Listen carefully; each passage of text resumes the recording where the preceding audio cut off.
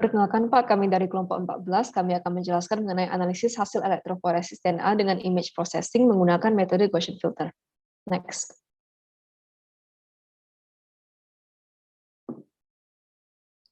Elektroforesis ini merupakan salah satu metode untuk memisahkan molekul DNA, tetapi interpretasinya ini agak susah karena kompleksitas dari pergerakan molekul DNA itu sendiri.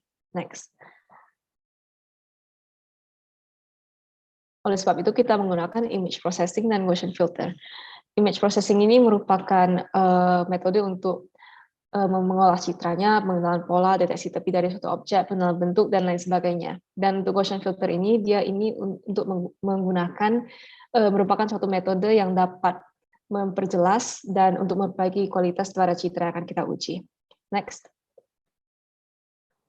Ini berikut merupakan hasil dari image processing dan hasil dari Gaussian filter.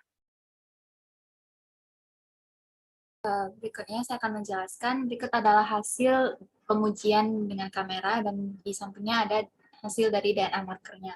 Kemudian saya akan menjelaskan mengenai interpretasi data dengan cara manual. Jadi kita menggunakan bantuan Microsoft Excel untuk menghitung jarak migrasinya.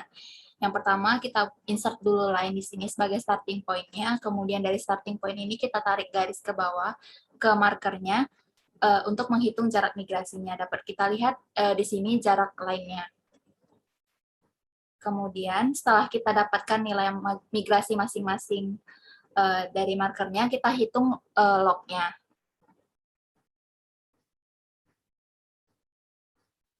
Baik, selanjutnya setelah kita mendapatkan log band, kita dapat menghitung harga dari supermigrasi. Caranya yaitu dengan 1 dibagi dengan harga pada kolom migrasi.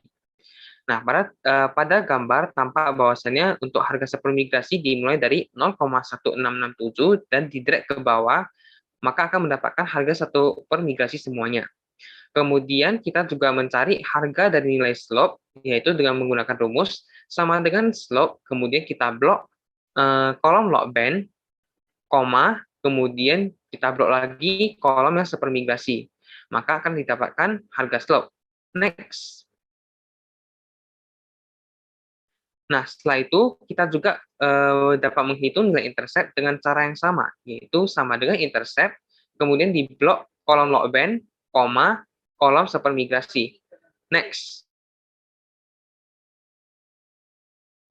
Nah, kemudian kita hitung lagi jarak migrasi pada band DNA sampel. Nah, DNA sampel ini kita ambil 2 cuplikan, misalnya band A dan band B. Nah, kemudian kita menghitung harga migrasinya seperti yang tadi pada DNA marker dengan cara menghitung panjang garis yang tertera pada formatnya. Kemudian kita hitung harga dari supermigrasi dengan membagi 1 dibagi dengan harga migrasi. Setelah itu kita dapat menghitung harga log dengan cara mengalikan slope dengan harga supermigrasi yang sudah kita dapatkan tadi. Setelah itu kita tambahkan dengan harga intercept, maka akan kita dapatkan harga dari log-nya. Next. Selanjutnya dihitung panjang band dengan cara 10 pangkat nilai log. Nilai log bisa dilihat seperti yang ada di slide dengan rumus sama dengan 10 pangkat nilai log. Selanjutnya akan didapatkan nilai panjang band yang dapat dibandingkan dengan panjang marker. Bisa dilihat di slide panjang band yang kita dapatkan ada 200,081 dan juga 243,953 selanjutnya. Untuk cara yang kedua, kita ada interpretasi data menggunakan program. Program di sini yang kita gunakan adalah program Python. Bisa dilihat di sebelah kiri ada listing program untuk import pada Python. Nah, program Python ini sendiri digunakan untuk memproses hasil gambar yang telah diambil dengan kamera.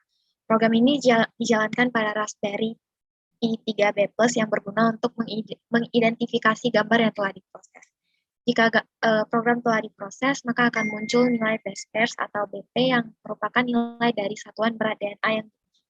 Sebelum pembuatan program, dilakukan import suatu fungsi untuk merealisasikan hasil keluaran ukuran DNA pada Graphical User Interface atau GUI listing program.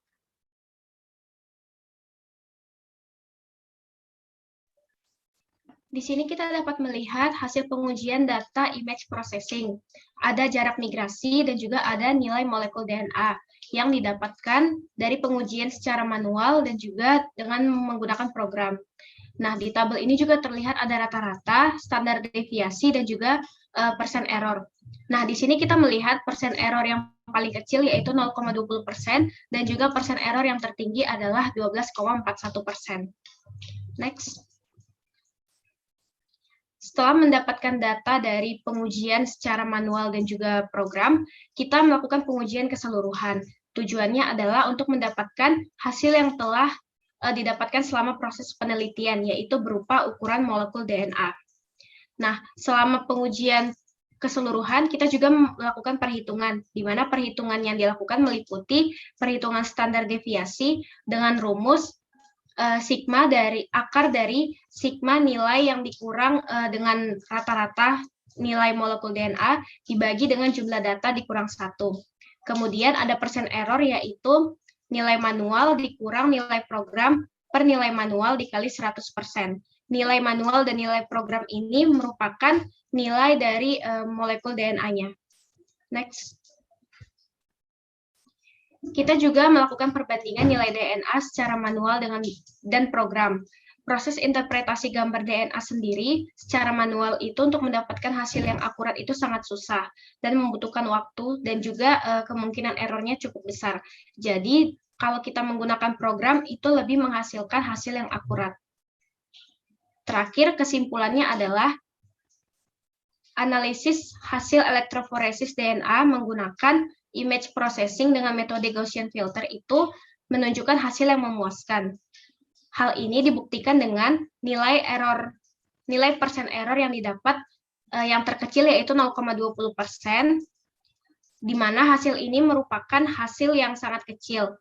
Dan juga nilai persen error yang tertinggi adalah 12,41%, di mana nilai 12,41% ini juga termasuk nilai yang kecil untuk persen error.